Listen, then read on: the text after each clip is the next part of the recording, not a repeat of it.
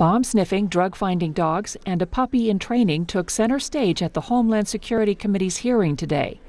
Officers and canine trainers from the Transportation Security Administration and Customs and Border Protection outlined their canine programs, with demonstrations on how dogs can be used to protect national security. This is just over an hour.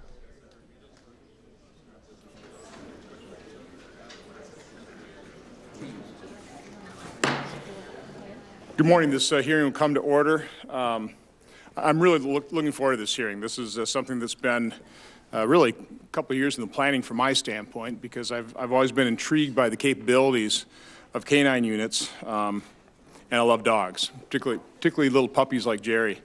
What we're going to first start out with is we're going to introduce the two canine teams that later will be doing a demonstration for us. The first is the TSA canine team. It's Doug Timberlake is the Transportation Security Inspector for TSA, and he is here with his partner, Reverso, who has a pretty special name, named after somebody who was lost in the World Trade Center, I was told. So, Mr. Timberlake, kind of walk through. Good morning, Mr. Chairman. Good morning, ranking member. My name is Douglas Timberlake. I'm Explosives Detection Canine Handler with the Transportation Security Administration. My passenger screening canine, Reverso, and I work at Ronald Reagan Washington National Airport. We conduct screening operations throughout various parts of the airport, looking for both stationary IEDs and person-borne IEDs to ensure the safety of the traveling public. There's no machine that can detect the presence of explosive materials the way that a canine can. Machines can confirm the presence of explosive substances, but they cannot reason and problem solve to find the source of the substance. In a few minutes, you'll see a demonstration of what it looks like when Reverso alerts on a traveler carrying explosive material during a checkpoint screening operation. Finally, I'd like to point out that Reverso is named after Joseph Reverso, who was from White Plains, New York, and was in one of the World Trade Tower centers on 9/11. A few years ago, he got to meet the family in New York, and I try to tell as many people as possible that he's out here keeping us all safe in Joe's name. Well, thank you. That's a wonderful tribute. Thank you for your service. Thank you. Next, we'll bring our CBP canine team, and this is Jennifer Jones, is an agricultural specialist working with the Office of Field Operations at the Customs and Bureau Protection Agency. She's here with her partner, Hudson. Hi, I'm Jennifer Jones. I'm with Customs Border Protection. I'm agriculture handler. My partner is Hudson. He's an approximately 8-year-old beagle that came out of Daytona Animal Control in Daytona, Florida. He's trained to find fruits, plants, meats, and seeds that are in the baggage of passengers that are entering the U.S. He runs about 95% accurate most days. He does sometimes make a little mistake here and there, but he's usually pretty good. He has found everything from a single grape up to about 100 pounds of horse sausage that was in a bag. No, what kind of dog is he again? He is a beagle. He's a beagle, okay. Mm-hmm. It's a pretty good sized beagle. I had one of those when I was growing up. He's on the bigger end. Yeah. Ours was plumper.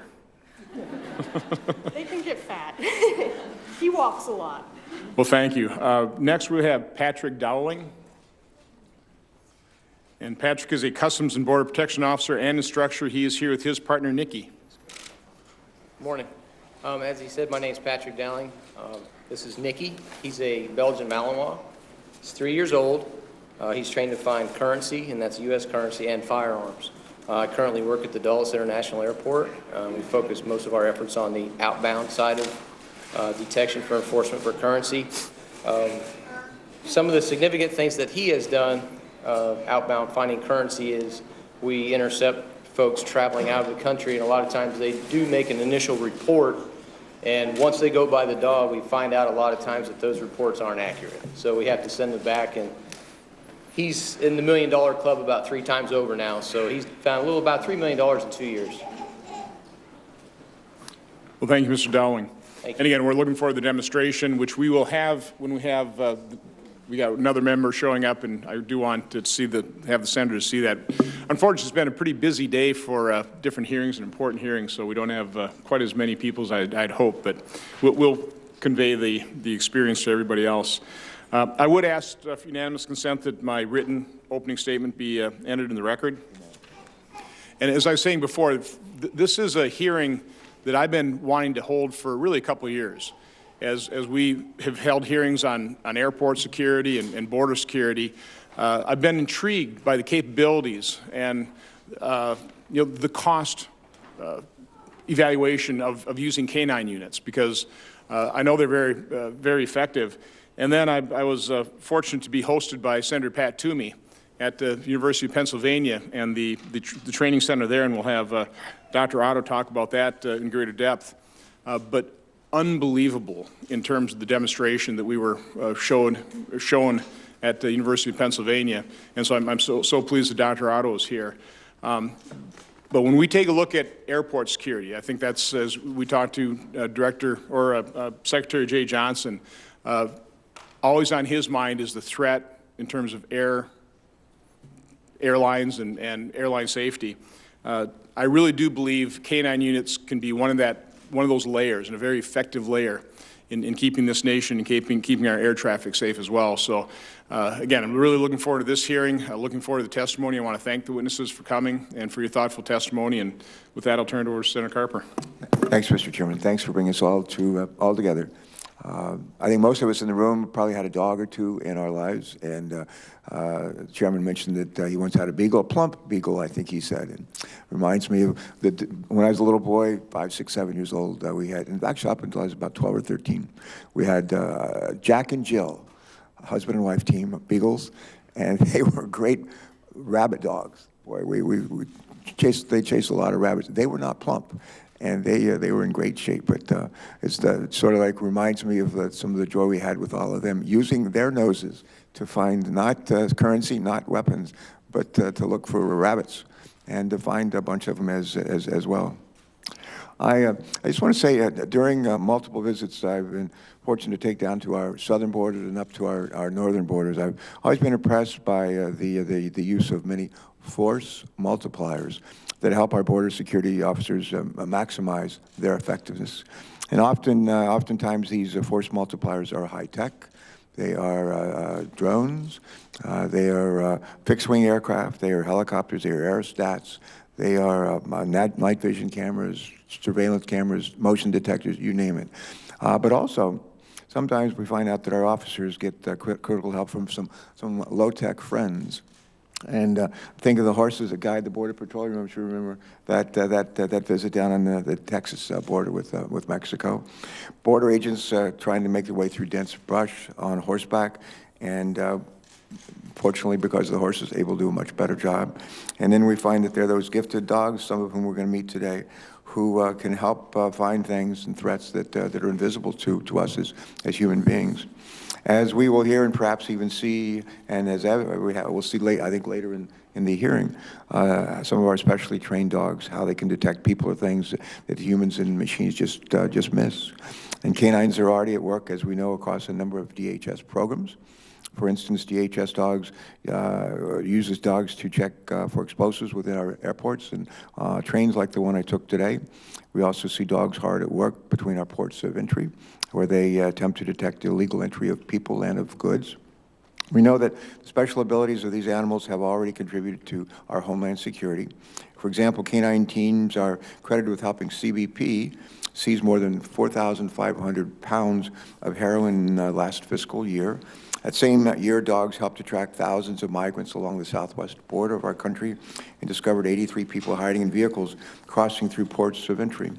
Other dogs help to detect illicit plants or animals, while some help find human remains near our borders. Security is not their only mission. Dogs have also been invaluable in search and rescue following natural disasters. This is an area where I'm not sure we're doing enough to take advantage, really, of their capabilities. At the same time, these valuable tools are not free.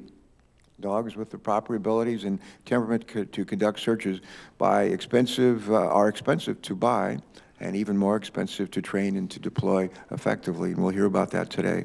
As with all of our security investments, we must make sure we're deploying these canine teams in the most cost-effective way.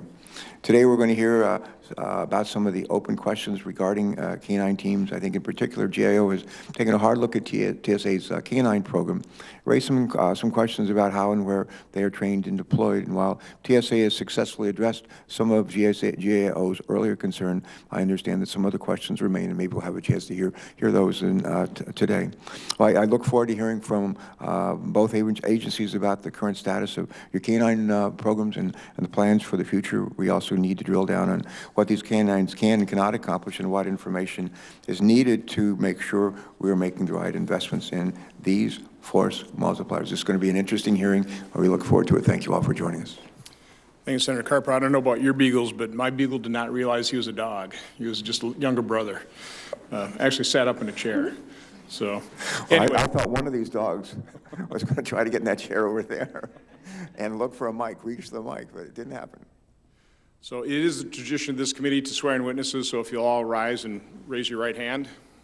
Do you swear the testimony you will give before this committee will be the truth, the whole truth, and nothing but the truth, so help you God? I do. Thank you. Please be seated. Any idea?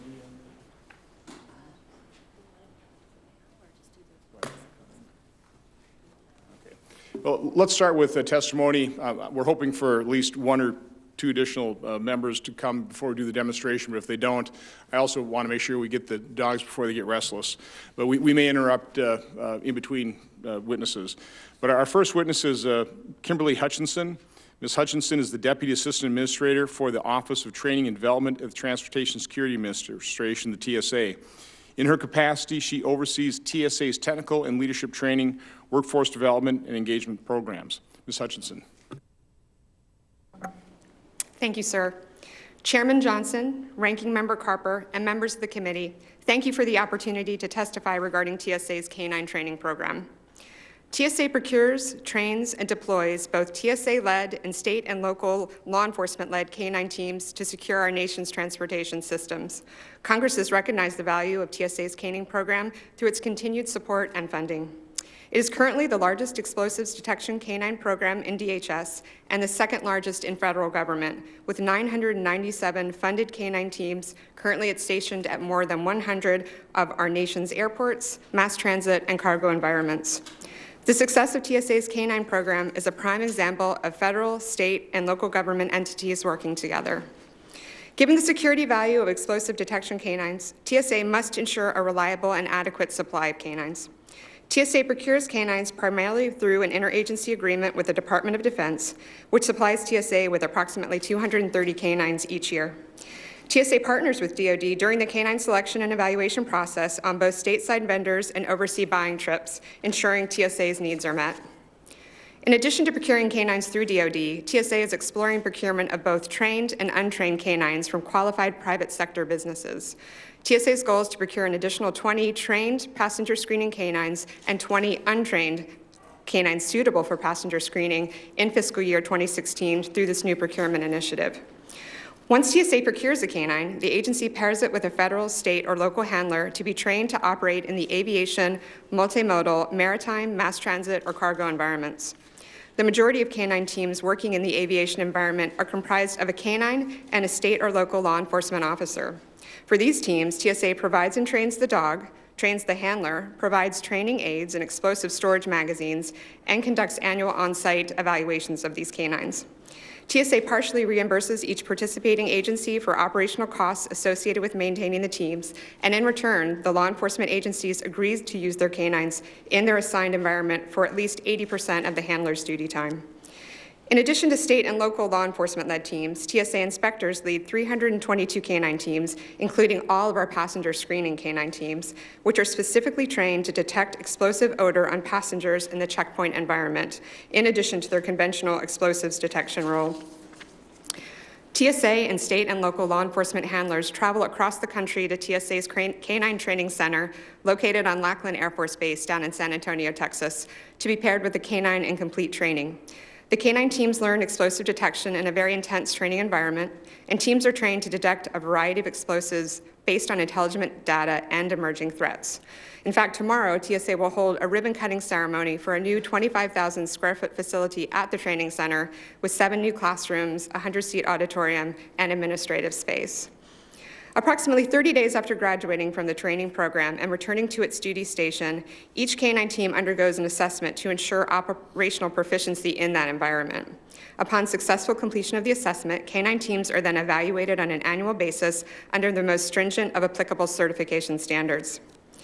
TSA allocates canine teams to specific cities and airports utilizing risk-based criteria. Passenger screening canine teams are critical to TSA's risk-based security efforts and are deployed to operate during peak periods at 40 of our nation's largest airports, where they have the opportunity to screen tens of thousands of passengers every day. TSA is working to train and certify all of its 322 canine teams in both passenger screening and traditional explosive detection screening by the end of FY17. In addition to deployments at passenger screening checkpoints, TSA and law enforcement-led teams conduct a variety of search and high-visibility activities that address potential threats in the transportation domain, including visible intermodal prevention and response operations, or VIPERS. The Government Accountability Office, DHS Inspector General, and other independent testers have proven canine teams to be one of the most effective means of detecting explosives. Canine teams are critical to TSA's focus on security effectiveness, and TSA continues to develop its canine training program to maximize its contributions to transportation security. Lastly, I'd like to thank all of the hardworking men and women canine handlers across the nation's transportation system who keep us safe every day, as well as the very dedicated staff that support the program and train our canines down in Lackland. Thank you for the opportunity to discuss this important program, and I look forward to your questions. Thank you, Ms. Hutchinson. Our next witness is Damian Montes.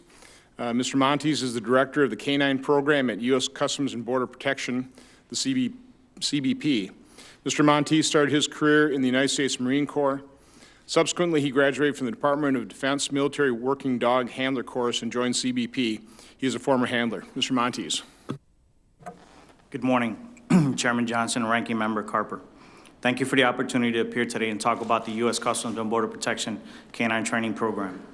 I'm the director of the CBP Canine Training Program and responsible for the administrative and operational oversight of our 2 canine training delivery centers, one located in Front Royal, Virginia, and the other in El Paso, Texas. The CBP Canine Program is the fusion of 2 legacy training facilities, the legacy U.S. Customs Canine Enforcement Training Center, the U.S. Border Patrol National Canine Facility. The merger of these 2 training entities afforded the CBP Canine Training Program to build on decades of established expertise in law enforcement canine training and to capitalize on best practices. The CBP Canine Training Centers are where CBP Workings canines, handlers, and instructors receive classroom and practical training in the canine discipline utilized to support the critical mission of detecting and addressing cross-border illicit activities, including gun and currency smuggling, narcotic smuggling, human trafficking and smuggling, and illegal immigration. The CBP Canine Training Program delivers several courses for handlers and instructors to support the mission in multiple operational environments. These courses include concealed human and narcotic detection, currency and firearms detection, human remains cadaver detection, tracking and trailing, search and rescue, patrol, and recertification instructor course. Our training cadre is comprised of experienced CBP law enforcement officers and agents, also known as course developer instructors, who come to us from existing field canine units and serve a 3 to 5 year instructor detail. I must highlight the significance of having such subject matter experts with recent and relative field experience deliver canine training and instruction to the next generation of canines, handlers, and instructors. The value they contribute to the CBP Canine Training Program's mission is immeasurable. Furthermore, recruiting experienced canine instructors from within the ranks of CBP ensures a continuity of expertise and availability of training opportunities. The course developer instructors who work at our training centers bring with them not only the passion of being a canine handler, but being part of a specialized unit that provides a unique and valuable capability to CBP's frontline law enforcement mission. But I would be remiss not to mention our support staff, our veterinarians, our animal health technicians, our animal caretakers, our maintenance support personnel, and our mission support admin personnel, who play an integral part in ensuring the effectiveness and the delivery of our training. The CBP Canine Training Program can be accredited with training some of the best canine teams that work at any of our international border crossings, international airports, and vast open areas of our border. The CBP canine officers and agents who work with the CBP Canine Training Program have also assisted in capacity building initiatives with the Office of International Affairs in developing and delivering canine training for our international partners. Furthermore, our training centers are available to federal, state, and local law enforcement agencies wanting to receive formal training and certification in any of the canine training disciplines we deliver. The canine team is an invaluable asset to the operational border and port environments, regardless of the presence of other detection technologies, providing an unmatched law enforcement capability to address the ever-changing challenges and threats. Over the past 3 years, the CBP Canine Training Program, under the oversight of the Office of Training and Development, has ensured that CBP Canine Training Centers, academic curriculum, practical applications, evaluations, certification, and overall training provides the standard and fidelity that meets the CBP operational needs and requirements. As border conditions and enforcement environments have ever changed over the past 30 years or more, CBP's law enforcement canine teams have remained constant, reliable, invaluable asset to our nation's security. Each and every day, they demonstrate and validate their importance through numerous seizures and detections. I'm honored to be part of the CBP Canine Program. Appreciate the opportunity to share our efforts today, and I'm welcome to answer any questions. Thank you, Director Monteith. Our next witness is Jennifer Grover. Director Grover is a director in the Homeland Security and Justice team at the U.S. Government Accountability Office, the GAO. In this position, she oversees GAO's reviews of TSA programs and operations. Director Grover. Good morning, Chairman Johnson, Ranking Member Carper. Thank you for the opportunity to discuss TSA's implementation of their canine program. TSA has funding for 997 canine teams. They include conventional canines, which are trained to detect explosives in stationary objects, such as vehicles and baggage, and passenger screening canines, known as PSCs, which receive extra training to detect explosives carried by a person. When fully deployed, TSA canines will be paired with about 675 law enforcement handlers and 322 TSA handlers. Following GAO's 2013 report and recommendations, TSA made significant improvements to its canine program. First, TSA has enhanced its use of data to monitor the program performance. As an example, field canine coordinators now regularly analyze the covert testing data to determine the root causes of team failures so that they can be addressed. Second, TSA demonstrated that passenger screening canine teams reliably identify explosives and determined that they should be placed at the passenger checkpoint queues to have the greatest impact. And third, TSA has deployed PSC teams to the highest risk airports. One important issue remains for TSA's consideration based on our prior work. When TSA conducted its initial effectiveness assessment of these specialized passenger screening canines, it also carried out one of the search exercises with 3 conventional canine teams. So those are the teams that don't receive the specialized training. The results suggested that the conventional canines might be as effective as the canines with the PSC training at detecting explosives on people under some scenarios. We recommended that TSA should test whether the passenger screening canines provide an enhanced security benefit relative to the conventional canines, and thus whether the cost of that additional training is warranted. TSA officials told us that they didn't plan to carry out the assessment, citing concerns about the temperament of some of the conventionally trained canines and the potential liability risk to the agency if it operated conventional canines in a passenger screening environment for which they had not been trained. We respect TSA's concerns on these issues and encourage TSA to consider multiple options for going forward with this testing. Some conventional canines are suitable breeds. Initial assessments could take place in a testing environment with role players instead of actual passengers, and conventionally trained canines could be trained to operate at the checkpoint. We continue to believe that this assessment is warranted. If the results show that conventional canines are equally as effective as passenger screening canines, then TSA could save resources currently spent on the specialized training. Regarding the magnitude of the potential savings, in our 2013 study, the difference in TSA's startup costs between the passenger screening and the conventional canines was $19,000 per canine. TSA's update for this hearing indicates that the difference in startup costs has shrunk to $5,000 per canine, which clearly reduces the potential for savings. Since TSA plans to expand its PSC training to all 322 canines with TSA handlers, based on TSA's numbers, the savings could still be as much as $1.5 million each time the full set of TSA-led canines is retired and placed. That's a very small fraction of TSA's annual spending for the canine program, but still represents a potential opportunity for TSA to be more efficient with its limited resources. Finally, whether or not the extra PSC training turns out to make a difference, TSA could realize additional savings if some of the canines were paired with law enforcement handlers instead of TSA handlers. Since TSA covers salary, benefits, and vehicle expenses for its own handlers, the annual cost to TSA for a TSA-led team is $100,000 more than a team led by a law enforcement officer. In 2013, TSA officials told us that they were considering this approach, but to this point, TSA has not yet paired passenger screening canines with law enforcement handlers. Chairman Johnson, Ranking Member Carper, thank you for the opportunity to testify, and I look forward to your questions. Thank you, Director Grover. Our final witness is Dr. Cynthia Otto. Dr. Otto is the founder and executive director for the Penn Vet Working Center at the University of Pennsylvania. Her research focuses on canine health and behavior. Dr. Otto has also been involved with search and rescue dogs and disaster response as a member of the Pennsylvania Urban Search and Rescue Task Force, including deployments to Hurricane Katrina and during 9/11. Dr. Otto. Thank you, and good morning, Chairman Johnson and Ranking Member Carper. It is a pleasure to be here. I would like to introduce one of our dogs from the program. He is a 10-and-a-half-week-old German Shepherd born in Kansas. He is donated to our program, and his name is Jerry. And like all of the dogs donated to our program, he is named after one of the dogs that worked at 9/11.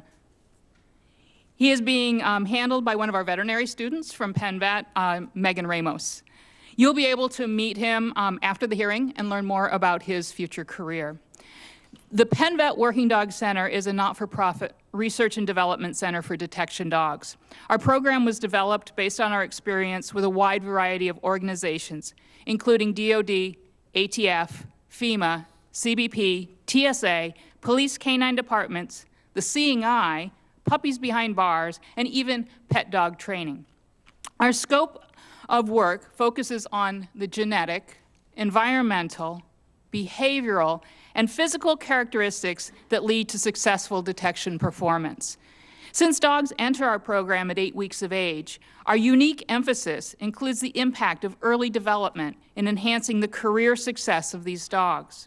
Our training philosophy is rooted in positive reinforcement and enhancing the dog's genetic potential. Dogs in our program attend school 5 days a week to learn job skills, but live with foster families nights and weekends to learn life skills. At the Penn Vet Working Dog Center, we operate based on a hypothesis-driven method rather than a belief system. Consistent with the theme of our upcoming Working Dog Conference, Working Dogs 360, a multidisciplinary approach, we welcome ideas from all sectors. We then evaluate and collect data to test these hypotheses and determine what works best for each dog, each discipline, and each program. We embrace the opportunities that arise when things don't go as planned, which is often. We actually find that some of these opportunities are the most valuable learning experiences that we have, and in the case of the dogs, we call it a training opportunity. From this perspective, the key points that I would like to highlight for the committee are: 1, that dogs have great value in preserving national security. And 2, there are strategies that as a nation on which we can come together and will facilitate the success of the dogs in this vital mission. I think the first fact that is undisputed is that the ability of dogs to smell and identify minute quantities of odor far exceeds that of humans and most machines. The other universal fact across agencies is that one of the biggest challenges to canine programs is the availability of dogs that have the physical and behavioral characteristics necessary to perform the tasks needed. One of the major reasons for the shortage of quality dogs is that we rely heavily on procurement of dogs from other countries. By outsourcing our national security requirements, we give up control of the type of dogs, the health of the dogs, and the early training of the dogs. We also are at risk for supply interruption due to politics, disaster, or disease. Given that we know many of the desirable traits are controlled by genetics and that continuous improvements can be made through selective breeding, letting these decisions be made by organizations that don't have our best national interests foremost, we are again putting ourselves at risk. The research in our program and others have shown that factors during development of dogs have an important impact on behavior and health, including the length of their working careers. Again, without having control or input over this aspect of the dog's lives increases the risk of shortened working life or failed careers. So how do we best leverage the scientific knowledge in genetics, development, behavior, and health? To us, a national breeding program is a priority. The critical features of a programmatic success include both superior dog performance and sound economics. The goal is to create a cooperative that provides dogs to all of the programs that support national security. To achieve this, all organizations need to communicate and work together to identify the genetic and behavioral characteristics of the dogs that meet their requirements.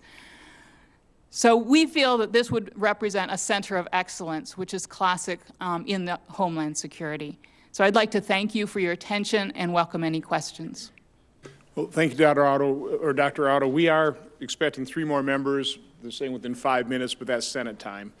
I want to go back to you, Dr. Otto, because I want to get some sense of how many trained dogs are utilized in the United States for, seeing eye purposes, other specialized purposes, as well as law enforcement. Do you have any feel for the total number of specialized trained dogs? So the specialized trained dogs is a sort of an open question. There are so many new areas, particularly if we're talking in the service dog field, where we're talking about seeing eye, the autism support dogs, and other dogs. Through SWIG Dog, I know that they were estimating somewhere between 40 and 80,000 dogs used. And remembering that dogs, when they're employed, they have a fixed lifespan, and so they're retiring at a regular rate. And even if we can improve their working life by a year, we're going to impact the cost effectiveness. Is that about 8 to 9 years? I mean, is that kind of on average? 8 to 9 is pretty typical. Now, a lot of dogs, some organizations will retire dogs at 9 years of age, just as a fixed, and most dogs don't start until they're about 2. So they may have as short of a career as 7 and even less, depending on the dog. Service dogs are really completely different from a standpoint of training and their specialty, correct? Absolutely. The service dogs have taught us a lot about the selective breeding. They've taught us a lot about how to train some of these dogs, but they're very different dogs. They're kind of the opposite end of the spectrum from the high-energy, hunting-driven dogs that we're looking at. And we breed those here in the United States? Correct. Most of the service dog programs do have their own breeding programs, the Seeing Eye, Canine Companions for Independence. They have really large breeding programs. Now, between TSA and CBP, I've got about 2,500 canine units. Is that pretty accurate? About 1,000 with the TSA and about 1,500 in CBP? Yes, sir. Do you have any idea in terms of how many other specialized units, canine units, and just conventional law enforcement? No, at this time I don't, sir. No. Okay, because again, I want to get back to that. Do we have another member coming, or? Okay, this is it. As long as we got a quorum for our demonstration, let's proceed with that. And I think we're going to start with TSA and Ms. Hutchinson. Can you describe what we're going to see in terms of this demonstration? Absolutely. Yes, so we've got Reverso, our canine, our Labrador out of DCA here, and his handler, Doug Timberlake. And what we're going to try to simulate here is it's a TSA checkpoint. So essentially, your staffs are passengers, and what you're going to see is the passengers are going to come through. There's one passenger that has a training aid explosive on them, And here's Reverso and Doug. So what you'll see Doug doing is giving some search gestures to Reverso here as the passengers come through, and then you'll see very quickly what passenger has that live explosive on them. Okay? Are the passengers coming? I think they're here. Okay. Okay, so we've got our passengers coming through the checkpoint here. We're going to see Reverso start to work. Use his nose. Up, yep.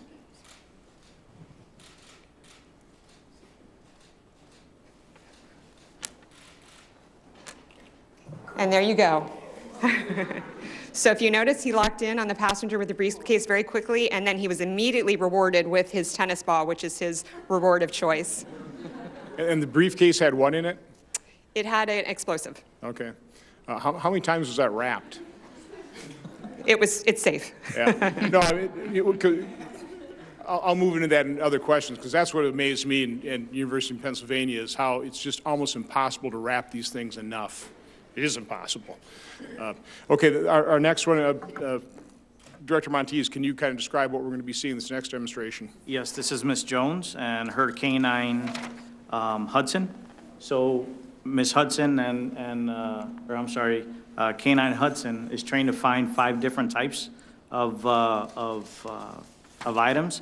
In the airport environment, they're going to be screening the passenger environment for any type of illegal agriculture products.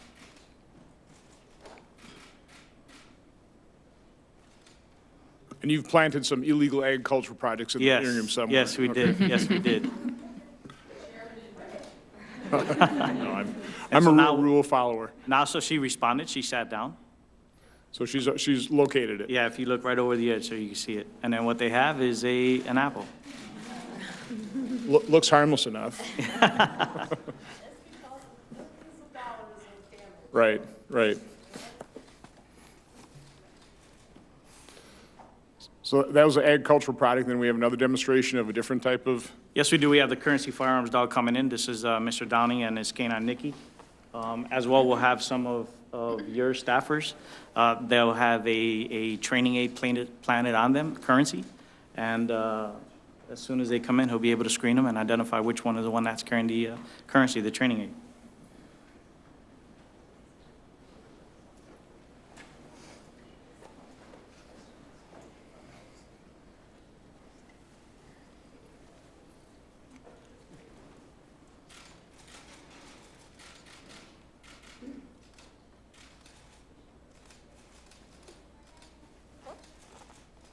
So as the passengers come through, Mr. Downey will start screening them with the canine Nikki.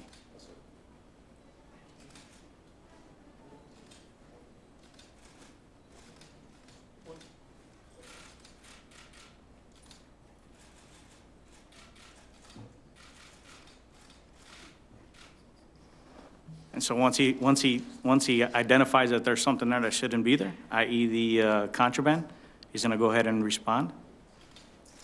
And then he's going to get his toys reward. And they're passive indication.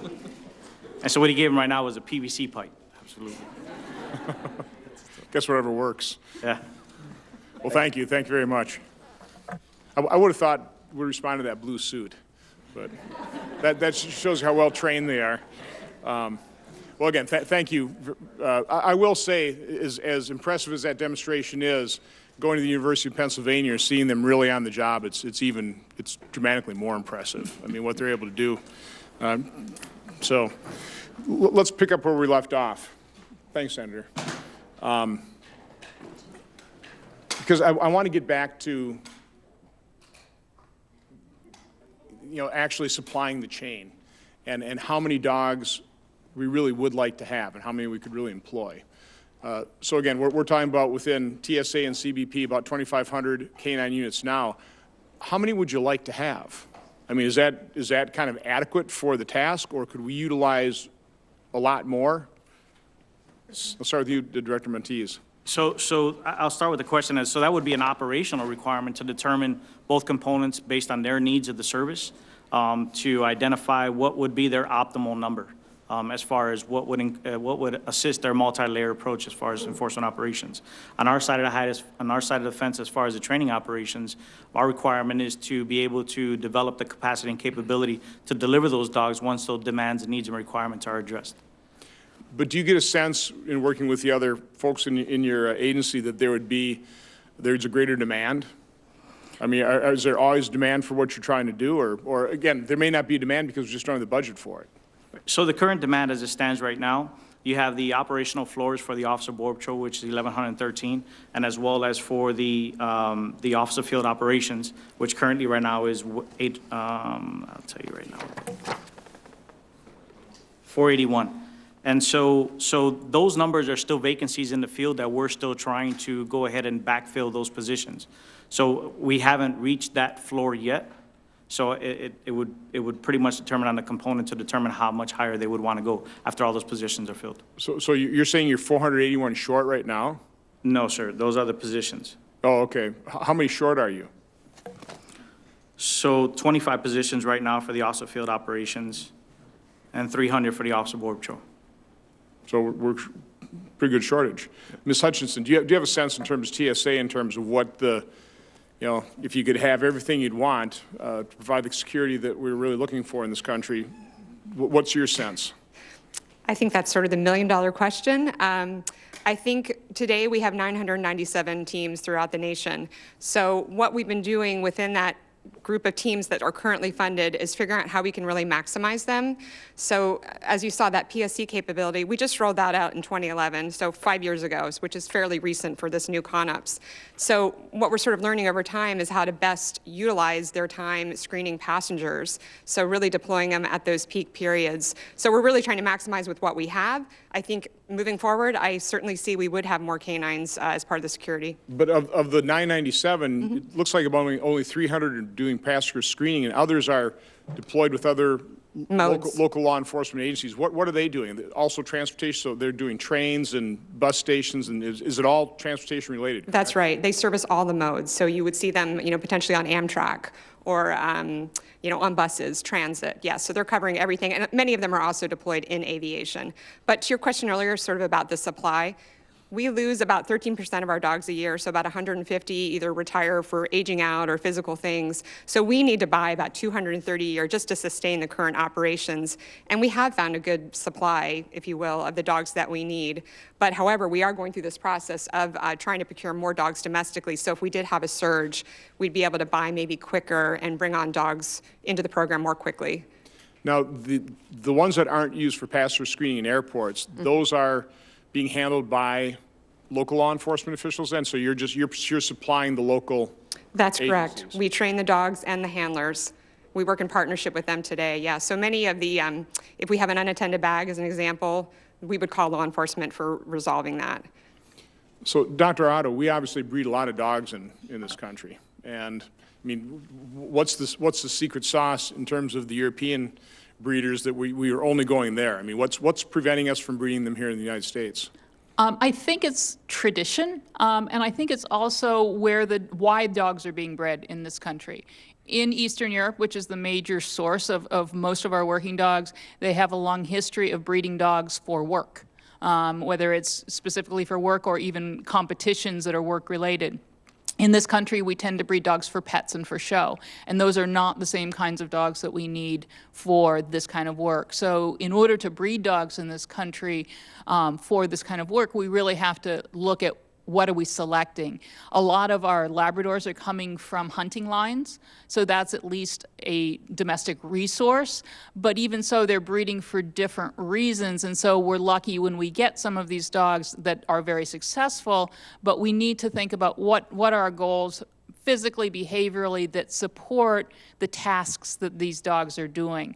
And it's not always what the breeders who are competing or hunting with their dogs are breeding for. So identifying those traits, identifying if they're heritable, so that we can selectively improve the physical and behavioral characteristics of the dogs. Okay, well, I'll pick up on this next round. Senator Carper. First, a couple lighthearted questions. I noted that the dogs got a reward for their search efforts. One dog's reward was I think a tennis ball. Another dog's reward was a piece of PCV pipe. What is the role of and the importance of the reward? How are they selected? And do dogs react if they have the wrong reward, no reward? I presume they act differently. Who chooses the reward? Is it good for a lifetime? Give us a little bit of, just really quickly on that. So absolutely. So our primary reward is a toy. It's toy-driven prey drive for the canines. So they either have a rubber pipe, a PVC pipe. It depends on what the dog really enjoys to work for, because that's his paycheck at the end of the day. So if there's a canine that, for example, uses a PVC pipe, which he enjoys at this point, but at some point in training decides, hey, I like the rubber better than the other one, then it would transition. The idea is we want the canine to be able to work, and we want to be able to feed that drive towards that reward, so that canine continually produces over his course of his service life. All right. How many years on average do these dogs serve? So our canines primarily are between 7 and 9 years old. And what is the average lifespan of a dog that does this kind of work? So the average lifetime depends on the canine, sir. So currently we have some dogs that are still in service at 11 years old. Obviously, we want to make sure that we have a quality of life for our canines.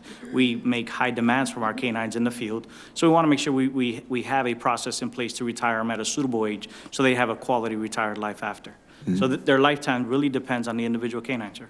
Okay. There are other agencies that have canine programs in the department. And for example, I think just within DHS, you've got FEMA, where they use canine teams to conduct search and rescue operations. The Federal Protective Service, I think, deploys dogs to sweep federal buildings looking for explosives. I don't know who I should ask this. We'll start with you, Damien, but would you just describe for us, if you could, any department-wide efforts within DHS to share best practices and to find efficiencies in order to improve the respective programs? Sure. I've been in this position for the last 2.5 years, and since I've been in this position, we've conducted numerous outreach to how to improve our program or share best practices with others. We've met with TSA. We've also met with Ms. Otto. We've on different occasions to identify ways that we have in our program that we can improve on. We've also visited Lackland Air Force Base, DOD, because at the end of the day, everybody has and is still and continually evolves their canine training practices. As far as shared tactics, or shared facilities, we do extend our training availability to local, federal, and state law enforcement agencies. So we are constantly working with them as well to support either their canine, either to start a program or to advance or evolve their current program in existence. All right, thank you. I was struck, Dr. Otto, by your testimony where you mentioned that many of the errors made by canine teams aren't the error made by the dog, but by the human handler. What are the requirements and limitations of a good human handler, and how well are we training that half of the canine team? So I think that's a really great point, that it's a team. Can you say that again? So say that again. The dog and the handler team. Not many of our witnesses say that to us, do they, Mr. Chairman? No. Oh, that's a great point. That's a very good point. Oh, excellent thank point. you. So the team is really critical, and the dog, a lot of times we actually get in the way of the dog. And it really is something that we have to be paying very close attention to. When you have a team that works in synchrony, it's kind of like watching dancers, because they are so good at reading each other. And that's our goal. And I think a lot of times we do focus on the dog side of it, and we're not paying as much attention to training the handler. In our program, we try to help our dogs work as independently as possible. And I think that's a lot of the goals here, too, especially with the passenger screening canines, that they really do need to work more independently. Mm-hmm. So I think those are goals that most organizations are working towards, but I think we still have a ways to go in finding our best handlers, training our handlers in the best way possible, and making sure that the team is working well together. Okay, thank you. Another question, this might be for you, Ms. Hutchison, but a question about metrics. What metrics, if any, exist to indicate that the passenger screening canine training provides an added security benefit in return for the additional costs? And how was the passenger screening canine certification standard developed?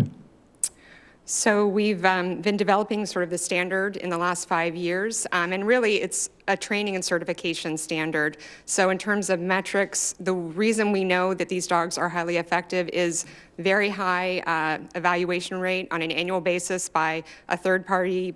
S&T helps us, Science and Technology, another DHS directorate, helps us in the evaluation process. We go in once a year to every airport and test these dogs on all of the odors to make sure they're proficient. And then just locally, they have to, a dog like Reverso, he's got to certify every 45 days on all of those odors. And if he doesn't, he comes out of the operation and gets retrained, if you will. So it's mostly just those evaluations, during the year, and then, of course, certification at the end of the year. Okay, thanks. And if I could, Ms. Gover, you in your testimony, you talked about some of the recommendations maybe the GAO has made to improve these programs.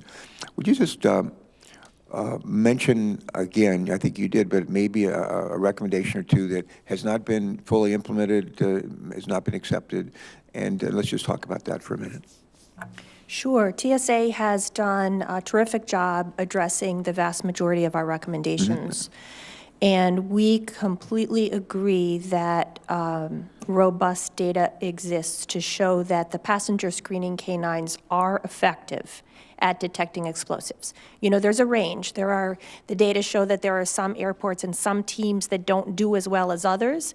And so hopefully TSA will follow up on that information and make sure that they're providing support to the teams that need it so that they can continue to improve. But the question that remains for GAO is whether or not it's the extra specialized passenger screening training that makes the PSC canines effective, or whether they could do just as well with the conventional training that all the canines receive. That's what the regular law enforcement handlers and their canines receive as well. Okay, my time has expired. As the chairman mentioned earlier, we all serve on a bunch of different committees and subcommittees, and a number of those are in sessions right now. I'm going to slip out and go to one on, we're going to learn a little bit more about implementing the Trans-Pacific Trade Partnership in the Finance Committee. So I just want to say thank you again, Mr. Chairman, for pulling this all together. And thanks especially to Reverso, to Hudson, and to Nikki and their handlers, and to each of you who vocalized and verbalized on behalf of our canine friends. Thank you so much. Thanks, Senator Carper. Let me go back to the metrics, because in our briefing here, we did, certainly one metric is apprehensions of drugs, which is probably one of the most successful areas. Almost 40,000 apprehensions last year nationwide. I think it was last year. Yeah, fiscal year 2015. Are there similar? First of all, do we have instances in TSA where we've detected bombs? Have we thwarted any attacks, or we've just been very fortunate that we haven't had those? Yes, as far as we know, we haven't had a terrorist come through a checkpoint with an explosive to be detected. So to your point, it's hard to measure the deterrence factor of having, a dog at a checkpoint or anywhere else. So that's difficult for us. Dr. Otto, can you talk about the specialized nature of the different smells, the different odors, and what that means from a standpoint of training? So there's a number of different odors, but the concept is all kind of the same on how we're going to train them. In our program, we train our dogs with foundation work where they learn how to search. They don't necessarily learn a specific odor. And then depending on their physical characteristics and their behavioral characteristics, we may put them into different careers. So dogs that are searching for humans in disaster settings are searching for a really large amount of odor associated with that person. And those are dogs that are going to be wide-ranging and really looking for odor. We also have a medical detection program where we've trained dogs to identify the odor associated with ovarian cancer in blood samples. That is a drop of blood. It's a very minute odor, and the dogs that work in that field are very meticulous and very thorough and work in a controlled environment. And so those are kind of the two ends of the spectrum. And then identifying the environments that you would want. The passenger screening environment is going to be probably more similar to our search and rescue environment, whereas maybe the more traditional screening of suitcases, we might get a little bit closer to what we're dealing with the ovarian cancer detection, but usually the amount of odor is still going to be much, much greater than what we would see in something like the medical detection. Is that what you're asking? Yes. Let's also talk about, because we talked a little bit about breeding capacity, and to me that just seems like something we could overcome pretty quickly. Because there seems to be enough demand for these things, and we should know how to breed, so it's a matter of just getting the right ones. Let's talk about training capacity. Obviously, you have a certain approach to training which differs from other centers.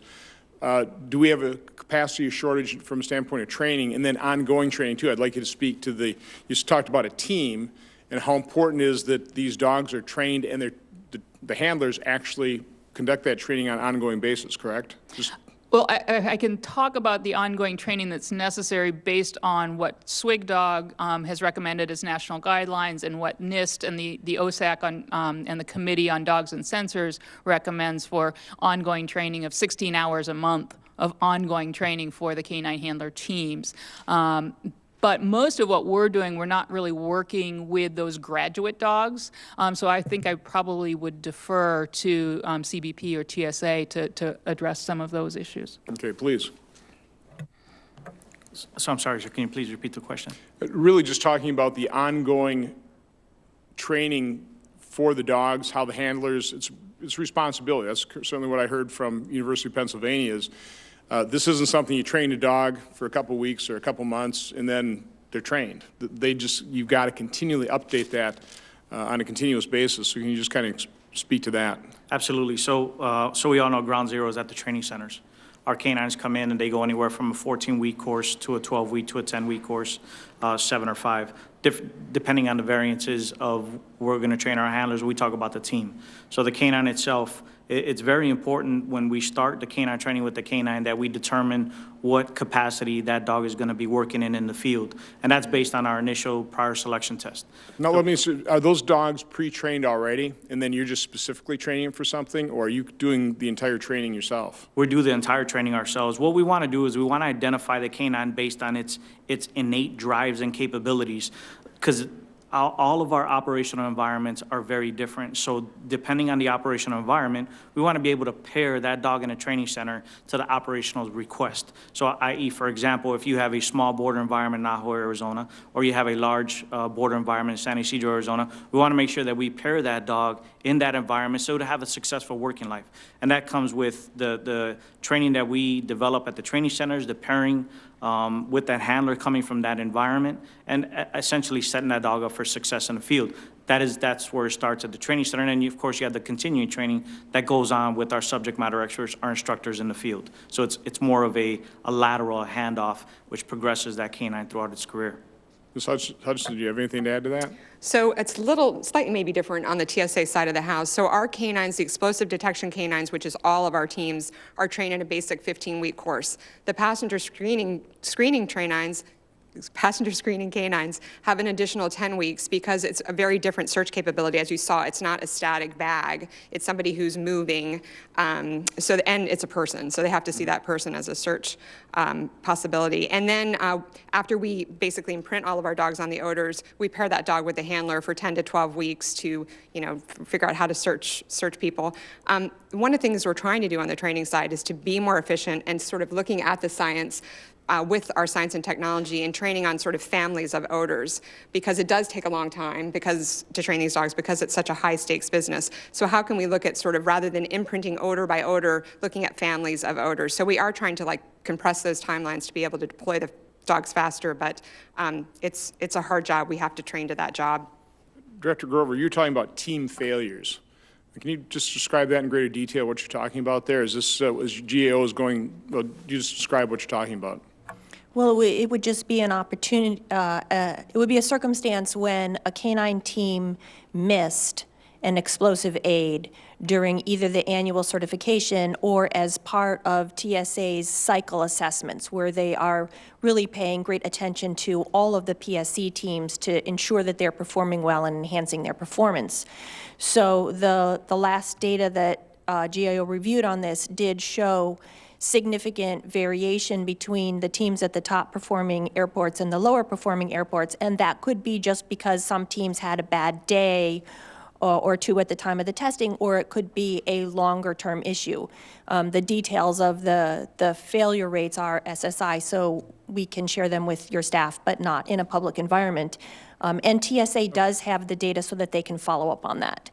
Dr. Otto, do you have any just opinions of why you'd had team failures? Would it be the handlers not doing the ongoing training, kind of keeping the dog current and themselves current, or just kind of speak to that? I think there's a number of different things that can influence it. What we've looked at is, when are our dogs at their peak? When are they doing best? I think, this is another opportunity where we can help the dogs to do their jobs without as much handler influence. The more independent that the dogs are, the less chance that maybe the handler having a bad day, the dog having a bad day, either one of them, that we can really help that move forward. I do think that there are a combination of environmental aspects that are going to affect it, but we definitely know in these teams that there is an interaction between the handler and the dog. So, paying attention to that. We've also looked at some of the medical aspects that may affect a dog's ability to detect odor. And happily, we don't have obvious problems in a lot of the medications that we've been testing, but there are some medications that can actually decrease the odor detection ability of a dog. You're saying medications the dogs might... Dogs medications. Okay. And there are different breeds that are better at different things? Or I think there are different personalities within breeds that are better at different things. Again, if we go to our cancer detection, which is a very, very specialized area, we have a German Shepherd, a Labrador, and a Springer Spaniel. So, and in our search and rescue dogs, we have a spectrum of breeds as well. And it's so much more the personality within the breed. I think when we're really selecting these dogs that have the genetic capacity for odor detection, it's then how does that dog's personality interact with its genetics? Ms. Grover, you were talking about the added value of the specialized training for the passenger screening versus just conventional training. Bottom line, there's going to have to be some specialized training because they're dealing with passengers as opposed to down the bowels of the airport just going through bags, correct? Probably, yes. But GAO is an evidence-based organization, and so we would always want to make sure that TSA has good evidence to support that all of these additional weeks of training are necessary to get the outcomes. No need to spend the taxpayer dollars, right, unless it's not necessary. And that data is not all in place yet. Okay, no, being an accountant, I like evidence, I like metrics. Let me just close it out just to both TSA and CBP. I really do want somebody within your organization providing a written response to a question for the record about what's the desired level of teams here. My guess is you'd all agree that they can be very effective, correct? And we really do need to take a hard look at, I don't want to be penny wise and pound foolish here. Just one instance of somebody getting through could be pretty harmful to our economy. So what I see that, the 1,000 canine units within TSA, the 1,400, it costs money, but it's in the hundreds of millions of dollars versus the potential harm of a problem here. So I really do want to get a pretty good sense of how effective these are, what's the total cost, and what is the desired level, because I'd like to be supportive of this. So anybody, let me just kind of close out the hearing, going down the line if you've got a final comment before the end of the hearing. Start with you, Ms. Hutchinson. Thank you for the strong support your strong support of our program. As you can see, they're very effective. We saw it here this morning. I know we need more across the system. We'll get you that answer. We're looking at that as an organization. The only thing we didn't talk about, which I think is a huge benefit for canines, is just the ability to evolve them with the threat. So we can train them very quickly as new threats emerge, and we can also deploy them differently. So as the threat changes to insider threat, we can move them to the backside of the airport very quickly. So it's a very portable asset for us as well, and I think that's significant for our mission. Thank you. Mr. Montes. Once again, thank you as well. I want to point out one significant point as we continue to evolve our CBP canine training program, one of the emphasis is the type of dogs that we're selecting and the process that we've been able to refine. I'll give you this statistical number because you said you like matrix, sir. So, you know, over 15, in FY15, through our vendors, through our contract, through our open source, 428 dogs were presented to us for possible selection to enter in our service. Through our very rigorous performance and medical selection, we've only selected 278 of those. That's a 64% selection. So the dogs, there are an abundance of canines out there, but we're looking for a particular type of canine for our mission. Now, of those 270 currently, we have 208 that have completed training, we have 51 that's in training, and only 11 of those dogs weren't able to meet our performance standards. And we talk about lexicon as far as failure. That's what we would consider failures. So as it is right now, the CBP Canine program, on a return on investment of the taxpayer dollars, we're at a 95% success rate of dogs that walk through our door, that enter training, that we're able to train, certify, and create a working dog team for the CBP operational components to enforce and secure our borders. Thank you, Mr. Montes. Director Grover. Yes, sir. TSA does have an effective program here, and they have made great strides in using the metrics that they need to oversee their program, and we look forward to working with them to address these final issues remaining. Thank you. Dr. Otto. Yeah, I think that we all agree that the dogs do give us a huge advantage, and I think continuing in a collaborative research environment so that we can answer some of these questions, that we can provide those metrics and ongoing. And I agree that the dogs are so flexible that even if a machine could detect some odor, when we look at the environments that they're working in and things that change, that whole ability for the dogs to problem solve and reason really puts them kind of leaps and bounds ahead of any kind of machine type approach to this problem. Okay, again, I want to thank you all for your time and your testimony. I want to thank the handlers, the dogs. I know Senator Carper named them. He didn't mention Jerry. So thank Jerry for being just cute and soft. But again, thank you all. Really do appreciate it. With that, the hearing record will remain open for 15 days until March 18th at 5 p.m. for the submission of statements and questions for the record. This hearing is adjourned.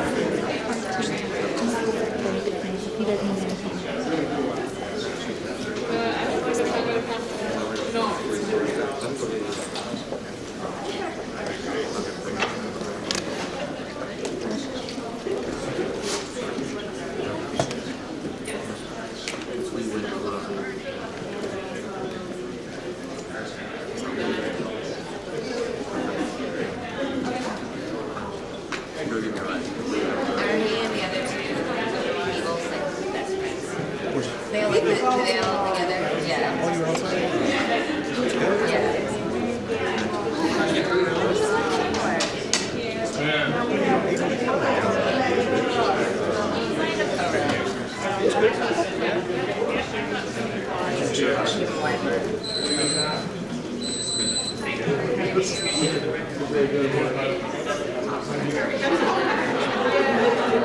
Yeah.